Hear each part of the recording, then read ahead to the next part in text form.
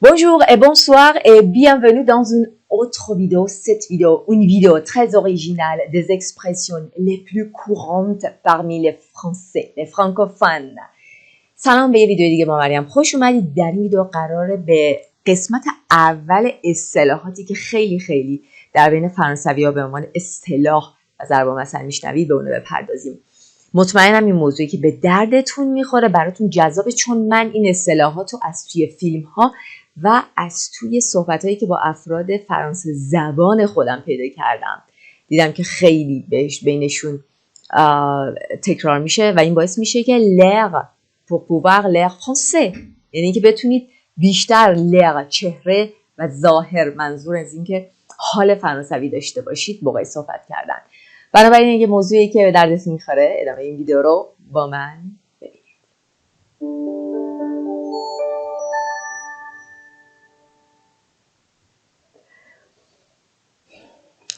Première expression, chose promise, chose due. chose promise, chose due. یعنی اون چیزی که بهت قول دادم الان انجامش میدم. قول داده بودم دیگه. یه همچین حالتی. Par exemple, دوستت میگی je ne serai pas là pour 2 semaines, je m'inquiète pour les plantes. من 2 هفته اینجا نیستم، نگرانم برای گیاها، برای گل گیاهام نگرانم. Nathalie, ton amie, elle dit, دوستت بهت میگه pas de souci, je vais arroser les plantes. اصلا نگران نباش، من به گیاها آب میدم. Et toi, tu dis قول دادی ها، chose promise, chose due. خب اینو هم میتونی شما بگی chose promise, chose due. او اون میتونه بگه chose promise, chose due. بعد از اینکه اومدید از سفر و دیدین این کارو کرده، وقتی ازش تشکر میکنی je vous remercie pour s'occuper. Je vous remercie pour en fait pour arroser les plantes, pour t'occuper des plantes. دوستت میتونه بهت بگه که خب قول داده بودم انجامش دادم. chose promise, chose due. خیلی زیاد استفاده میکنم. Les bons comptes font les bons amis.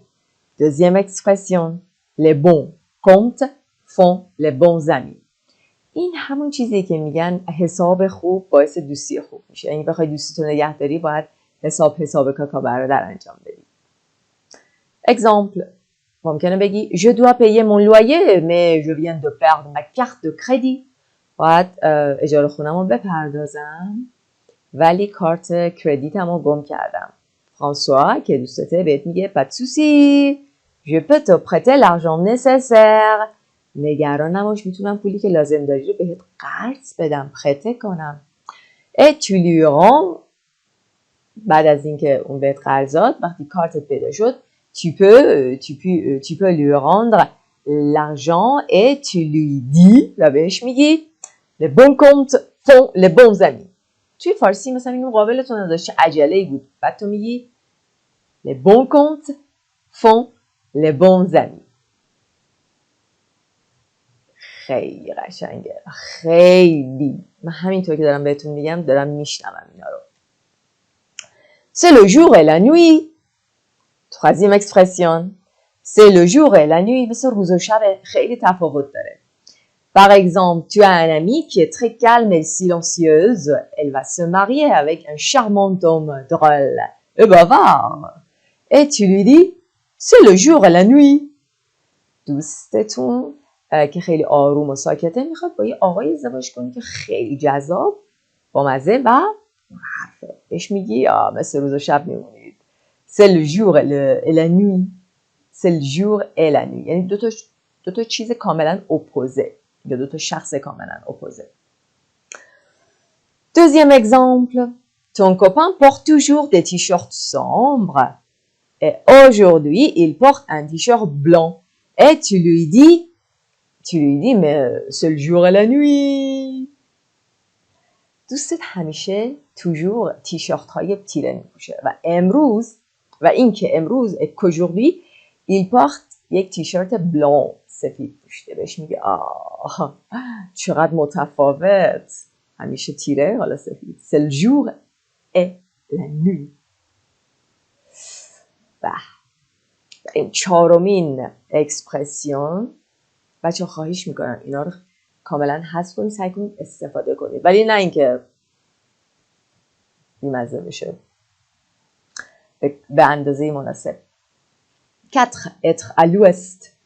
être à l'ouest. est ouest. est ouest. در غرب بودن یعنی کنسانتره نبودن، عیار بودن، جای دیگه بودن به لحاظ ذهنی. avoir ne pas avoir les idées en place یعنی فکرت اینجا نیست، en place نیست، یه جای دیگه ای. T'as pas compris bien ce que ton collègue t'a dit. متوجه نشو این چیزی همکارت بهت گفت و بهش میگی excusez-moi je suis à l'ouest aujourd'hui.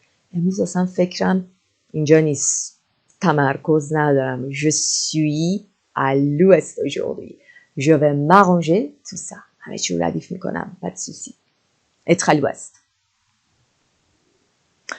5e expression, mieux vaut tard que jamais. mieux vaut tard que jamais. بهتره که دیرتر انجام بشه تا اینکه هرگز انجام نشه. دیر رسیدن بهتر از هرگز نرسیدن. C'est la même chose. Il vaut mieux faire quelque chose tardivement que jamais. T'as oublié d'envoyer tes devoirs à ton professeur. Tu les envoies tardivement et tu dis دیر میفرستی اونو تکالیف تو و بهش میگی استاد mieux vaut que tard que jamais. mieux vaut tard que jamais.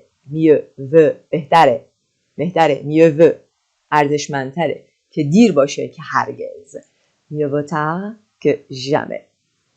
دوست داریم برای این یه اگزامپل برام بزنید؟ خیلی پرکار برده توی کامنت ها، یادتون نره. 6e expression, chacun voit midi à sa porte. chacun voit midi à sa porte.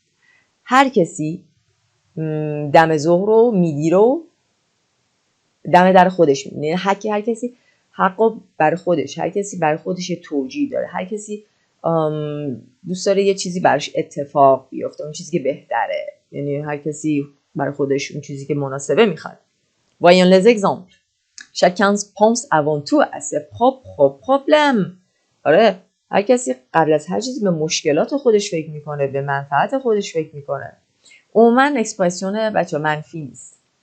Tu dis à ta mère, به مامانت میگه écoute, on est censé aller à la campagne ce week-end, mais mon collègue ne le veut pas. Du coup, on va l'arranger, on va l'annuler.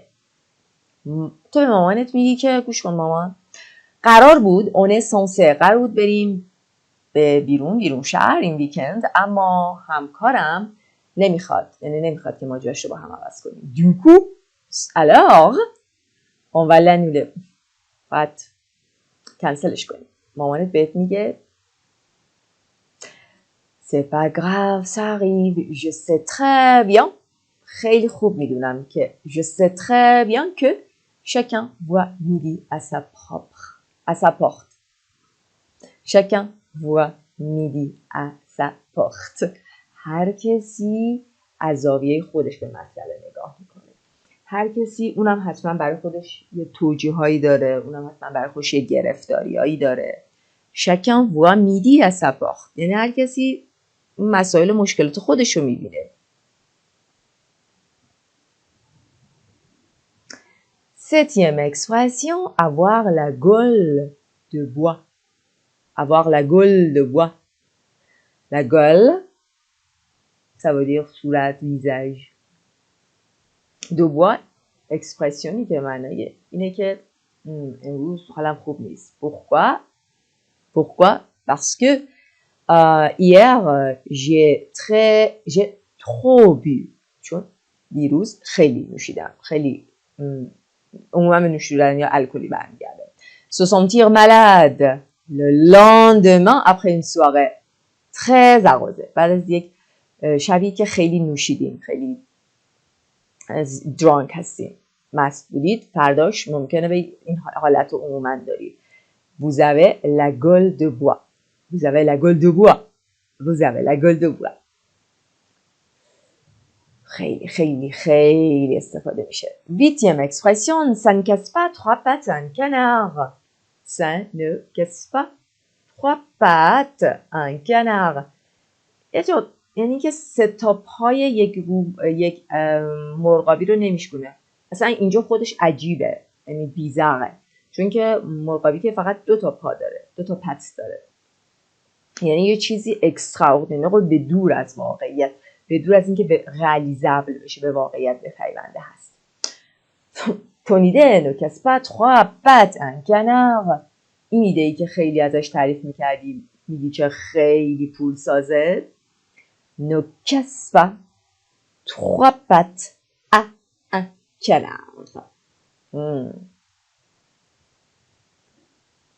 Et 9e expression که ممکنه خیلی هم شنیده باشید و فامیلیه باشه، donner un coup de main. Donner un coup de main, ça veut dire aider quelqu'un. Donner un coup de main. Je veux que je t'aide. Ou je veux t'aider. Je veux t'aider. Je veux t'aider. Ou je veux te donner un coup de main. Je veux t'aider. بهترین کوی وسط رو خط بزنیم. آفرین. نیازی نیست چون سوژه ها یکیه. که نیاز نیست و به جاش aider رو à la forme infinitive میاریم. Je veux t'aider. Ou je veux te donner un coup de main.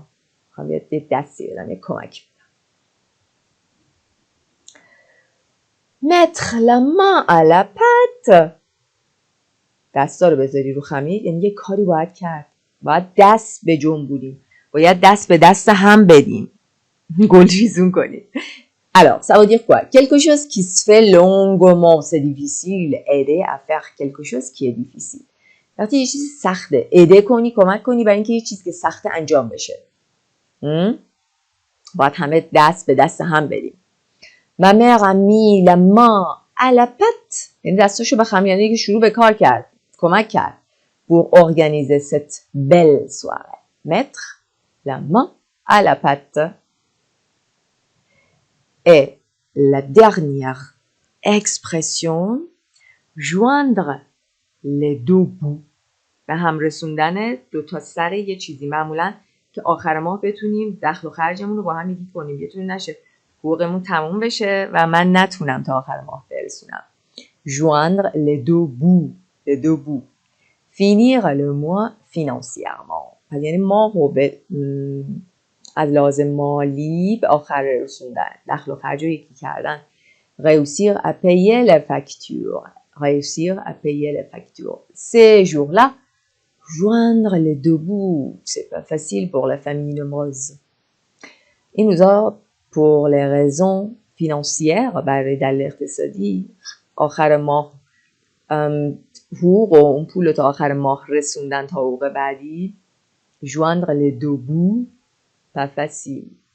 pas facile. آسان نیست.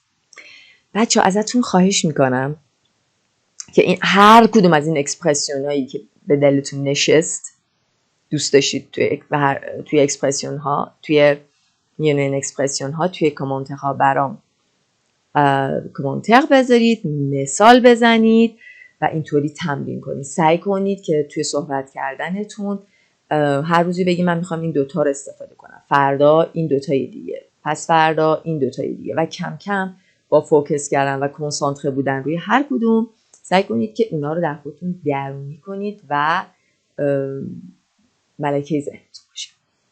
امید که این ویدیو مورد پسندتون قرار گرفته باشه. اگه تا حالا سابسکرایب نفرمایید لطفا سابسکرایب بفرمایید، زنگوله کنارش هم بزنید، هیچ کدوم از ویدیوهای من از دست ندید. میدونید که همیشه پیشنهادات ویدیویتون رو میتونید تو وقتی کامنترها برام بنویسید. برای من ارزشمنده. D'ici là, prenez soin de vous et je vous dis à la prochaine. Salut!